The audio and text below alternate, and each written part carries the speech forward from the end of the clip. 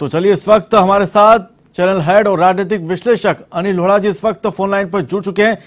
अनिल जी, अगर बात करें तो मंत्रिमंडल को लेकर कयास लगाए जा रहे हैं कि 22 को हो सकता है, लेकिन उसके पहले यहां पर प्रभारी अजय माकन का बड़ा बयान, 3 मंत्रियों ने इस्तीफा सौंप दिया है।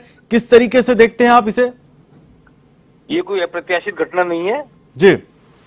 तीनों मंत्रियों का इस्तीफा इस कारण से है कि रघु शर्मा को गुजरात के चुनाव का प्रभारी बना दिया गया है। 1 साल बाद चुनाव होने, तो वो मंत्री पद के दायित्व से मुक्त होकर पूरी तरह चुनाव पर अपना ध्यान दे सके। गुजरात बहुत महत्वपूर्ण है, पूरे देश की निगाहें गुजरात के चुनाव पर रहेंगी। तो अब अगला 1 साल रघु शर्मा को गुजरात के चुनाव की तैयारी में गुजारना पड़ेगा। और चिकित्सा जैसा विभाग, जनसंपर्क जैसा विभाग बहुत महत्वपूर्ण विभाग है, इसके लिए मंत्री को फुल टाइम मिनिस्टर होना बहुत जरूरी है। इसलिए जो कोरोना का काल है, जो डेंगू की हालत है, जो प्रदेश की व्यवस्था है, उसको देखते हुए मंत्री पार्ट टाइम काम नहीं कर सकता जी। कि गुजरात को भी देख ले राजनीतिक रूप से और मंत्रालय भी देख ले, विभाग भी देख ले। हरीश चौधरी को पंजाब का जिम्मा सौंपा गया है, पंजाब के प्रभारी। पंजाब में 3-4 महीने बाद चुनाव है और पूरा ध्यान देना पड़ेगा। पंजाब का चुनाव बहुत चुनौतीपूर्ण है क्योंकि कैप्टन अमरिंदर सिंह छोड़ के जा चुके हैं। भारी उथल पुथल के बीच में पंजाब को संभालना पड़ेगा। हरीश चौधरी को भी फुल टाइम पंजाब को देना पड़ेगा, इसलिए राजस्व मंत्री का काम वो नहीं कर सकते थे। और तीसरा गोविंद डोटासरा का है जी। वो मुख्यमंत्री ने 4 दिन पहले शिक्षकों के सम्मेलन में स्पष्ट कर दिया था कि आपसे विदाई ले रहे हैं जी, एक पद पर रहना चाहते हैं जैसे आपसे विदाई ले रहे हैं जी। तो स्पष्ट था, एक मंत्री एक व्यक्ति एक पद का सिद्धांत अपनाते हुए, जो सचिन पायलट के जमाने में भी आला कमान ने सचिन पायलट को कहा था कि वो मुख्यमंत्री रहें या प्रदेश अध्यक्ष रहें, वही अवधारणा लागू करते हुए उन्हें प्रदेश अध्यक्ष पद पर बने रहने दिया गया है और उनसे इस्तीफा लिया गया है शिक्षा मंत्री के पद से।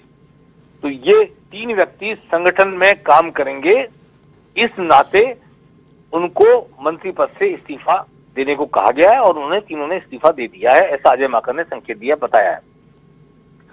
जहां तक मंत्रिमंडल में फेरबदल का सवाल है, मंत्रिमंडल में 6-7 वैकेंसी पहले थी, अब 10 के आसपास वैकेंसी हो गई है। 1-2 मंत्री हटाए भी जा सकते हैं। ऐसा लगता है कि 1 दर्जन नए मंत्रियों की वापसी होगी, नए मंत्री आएंगे, वापसी नहीं, क्षमा करें, 1 दर्जन नए मंत्री बनेंगे और उनमें कुछ पायलट ग्रुप के लोग शामिल किए जा सकते हैं। लेकिन जिन्होंने आस्था निष्ठा व्यक्त की, सरकार को गिरने से बचाया, उनका भी प्रतिनिधित्व होगा। वो किस तरह से किया जाएगा, क्या फार्मूला ये मुख्यमंत्री और अजय माकन और केसी वेणुगोपाल इन सब के बीच में जो तय हुआ है वो तभी सामने आएगा जिस दिन शपथ ग्रहण होगी। लेकिन ये बहुत टेढ़ी कीड़े, एक अनार 100 बीमार हैं।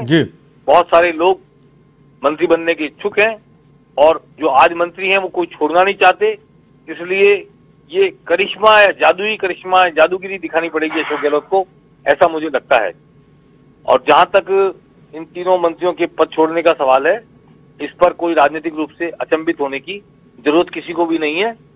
ऐसा पंडित जवाहरलाल नेहरू के जमाने से चली आ रही कामराज योजना, जब संगठन के नाम पर कई मंत्रियों की बलि दी गई थी और उनको संगठन में काम दिया गया था। इंदिरा गांधी के जमाने में भी ऐसा हुआ था, संगठन का काम करने के नाम पर कई मंत्रियों से इस्तीफे लिए गए और उनको संगठन में काम सौंपा गया, जिम्मेदारी सौंपी गई।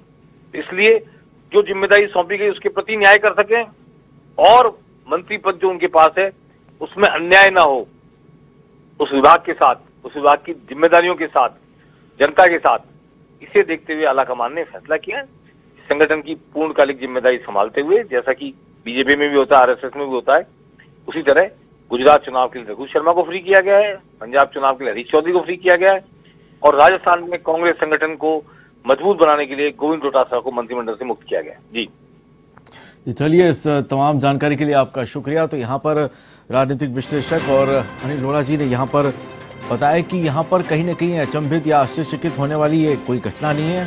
इस तरीके के जो कयास हैं हालांकि पहले ही लगाए जा रहे थे। गोविंद सिंह डोटासरा ने स्पष्ट तौर पर कह भी दिया था कि वो पद छोड़ना चाहते हैं, उन्होंने मंशा भी जताई थी और एक पद के सिद्धांत पर यहाँ पर पार्टी चलना चाहती है और उसी आधार पर यहाँ पर इन मंत्रियों ने इस्तीफे सौंपे हैं।